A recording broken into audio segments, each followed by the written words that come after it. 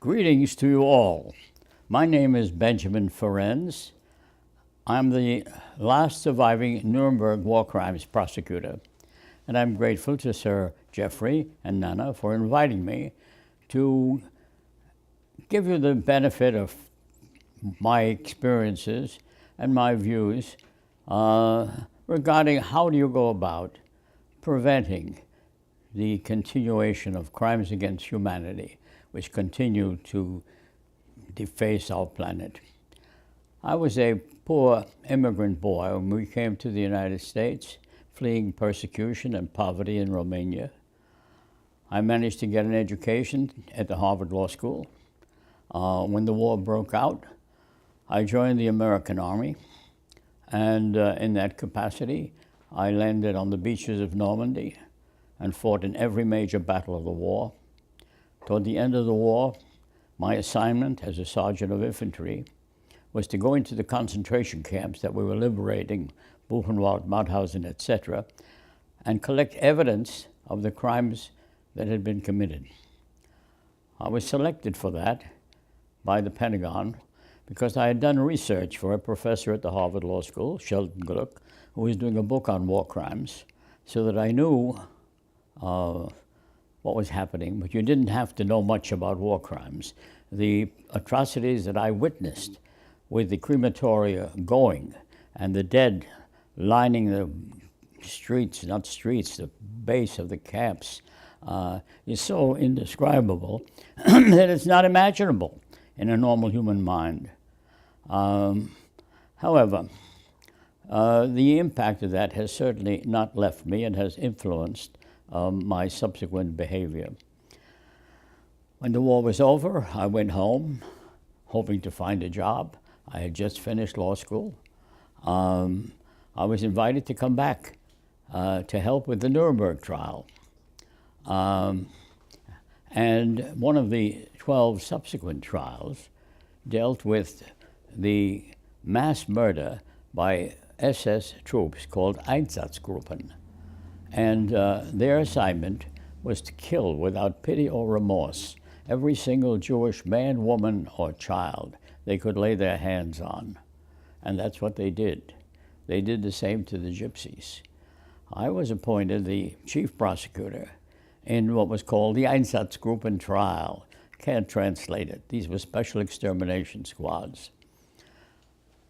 I rested my case in 2 days.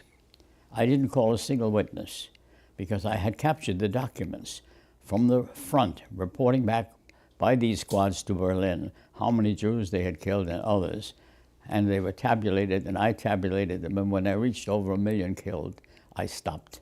I flew from Berlin, where the research was being done, down to meet General Telford Taylor, who was in charge of the 12 subsequent trials and had been an assistant to Justice Jackson, and I said, we have to put out a new trial. He said, we can't. We have assigned all of our attorneys. They're already underway. The budget hasn't been approved by the Pentagon. We can't do it. And I just said, you must do it. You must do it. I have these evidence here in my hand, mass murder on a scale never before witnessed. And he said, well, can you do it in addition to your other research work? I said, yes. He said, okay, you're it. And so I became the chief prosecutor in what turned out to be the biggest murder trial in human history. I convicted 22 defendants of murdering over 1 million people in cold blood, including thousands of children, shot one shot at a time. In my opening statement, I referred for the first time, I'm told, to the word genocide, because I had met Raphael Lemkin when he was hanging around Nuremberg, and he'd made an impression on me of his sincerity. And what I was describing was classical genocide, killing an entire race. But my appeal to the judges was a plea of humanity to law. These people and children had been murdered because they didn't share the race or the ideology of their executioners. I thought that was a horrible thing then. I was then 27 years old. I am now in my 97th year, and I haven't changed my opinion. It is a horrible thing. How do we go about changing it? Justice Jackson, who was our most prominent lawyer in the United States, with the permission and with the agreement of the Russians and the British and the French and the Chinese, who was the chief prosecutor of the International Military Tribunal, the Nuremberg trial. And the conclusions of that trial was that aggression is the supreme international crime because all of the other crimes are committed in time of war. I could testify to that as a soldier. Rape is a payoff for war in every war. It always has been. If people are concerned with stopping rape, as I am, stop war making. However, the other lessons of Nuremberg were that law must be changed to meet the needs of the ongoing society. And crime is committed by individuals who must be held personally accountable.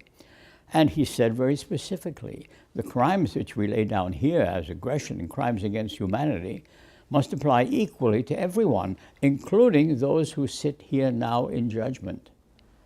Well, it didn't quite work out that way. The Nuremberg trials came and went. The murdering of innocent people throughout the world continued as before, more or less. However, we began slowly to develop a rule of law. The notion of crimes against humanity was a new concept. The whole notion of human rights protection was something new. I knew René Cassin, who won the Nobel Prize together with Mrs. Roosevelt for the Convention on Crimes Against Humanity. So this goal became a part of my life. And I worked on it in a way which, in retrospect, is irrational. I didn't know any holidays. I didn't know any days off. I was trying to define aggression, the supreme international crime. I wrote 2 volumes on it, and many articles and speeches and lectures, all of which is available on my website. If you have any doubts, I understand my son Donald is in the audience, and he will give you details on that. But the nations, the powerful nations, were not yet ready to give up their sovereign right to go to war. And as a result, instead of saying we're against trying aggressors, they said the definition isn't good enough. The first instruction to create a court with aggression and crimes listed occurred right after the war, at the first meeting of the General Assembly of the United Nations. So for 70 years, the major powers have said we cannot punish aggression because we cannot define it adequately for our legal purposes. 70 years, hundreds of lawyers sitting in a big room and saying repeatedly, year after year, with me sitting in the audience, we can't define aggression. Therefore, it's not that we're opposed to it, it's not good enough. Well, how gullible can you be? I'm not that gullible. The truth is, they didn't want to define aggression because they didn't want to be subject to any international court to determine whether what they did in pursuit of their common interests was lawful or not. That's the world in which we live. So when I got around to dealing with the blockade put on by the leading powers against trying aggression, I said, let's call it another name. Let's call it what it really is, a crime against humanity. If you do that, you don't have to wait for the Security Council to decide anything, which would have been the case with aggression. And the public will understand what you mean by crimes against humanity. Call it genocide, if you will. That's a popular term now, which has a certain cachet to it. Call it anything you will, but stop the killing of innocent people by people who are acting not in self-defense and in violation of the UN Charter. And that has been my persistent goal, and that's why I'm here talking to you, and I think you're in Dubrovnik, a lovely city which I visited many years ago.